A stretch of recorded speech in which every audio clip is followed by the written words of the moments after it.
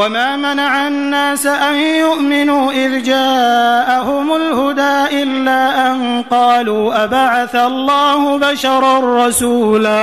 اور جب ان لوگوں کے پاس ہدایت کا پیغام آیا تو ان کو ایمان لانے سے اسی بات نے تو روکا کہ وہ کہتے تھے کیا اللہ نے ایک بشر کو رسول بنا کر بھیجا ہے؟ قل لو كان في الأرض ملائكة يمشون مطمئنين لنزلنا عليهم من السماء ملكا رسولا۔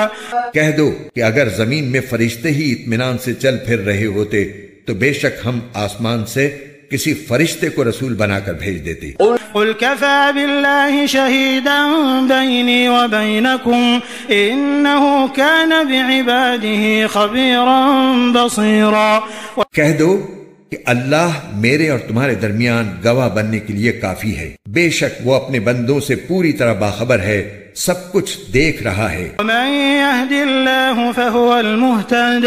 ومن يضلل فلن تجد لهم أولياء من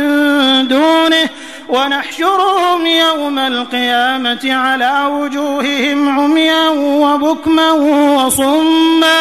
مأواهم جهنم كلما خبت زدناهم سعيرا۔ اور جسے اللہ ہدایت دے وہی صحیح راستے پر ہوتا ہے، اور جن لوگوں کو وہ گمراہی میں مبتلا کر دے تو اس کے سوا تمہیں ان کے کوئی مددگار نہیں مل سکتی، اور ہم انہیں قیامت کے دن منہ کے بل اس طرح اکٹھا کریں گے کہ وہ اندھے، گونگے اور بہرے ہوں گے، ان کا ٹھکانہ جہنم ہوگا، جب کبھی اس کی آگ دھیمی ہونے لگے گی ہم اسے اور زیادہ بھڑکا دیں گے۔ ذلك جزاؤهم بأنهم كفروا بآياتنا وقالوا أئذا كنا عظاما ورفاتا أئنا لمبعوثون خلقا جديدا۔ یہ ان کی سزا ہے کیونکہ انہوں نے ہماری آیتوں کا انکار کیا تھا اور یہ کہا تھا کہ کیا جب ہم مر کر ہڈیاں ہی ہڈیاں رہ جائیں گے اور چورا چورا ہو جائیں گے تو کیا پھر بھی ہمیں نئے سے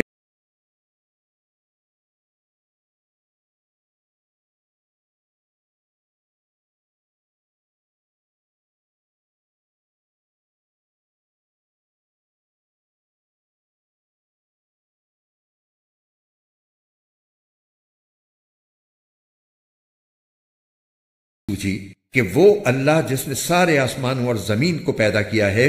وہ اس بات پر قادر ہے کہ ان جیسے آدمی پھر سے پیدا کر دے،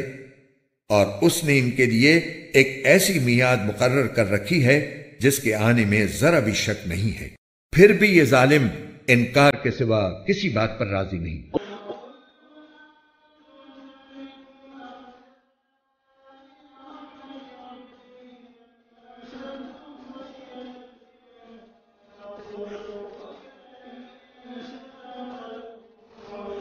اے پیغمبر ان کافروں سے کہہ دو کہ اگر میرے پروردگار کی رحمت کے خزانے کہیں تمہارے اختیار میں ہوتے تو تم خرچ ہو جانے کے ڈر سے ضرور ہاتھ روک لیتے، اور انسان ہے ہی بڑا تنگ دل۔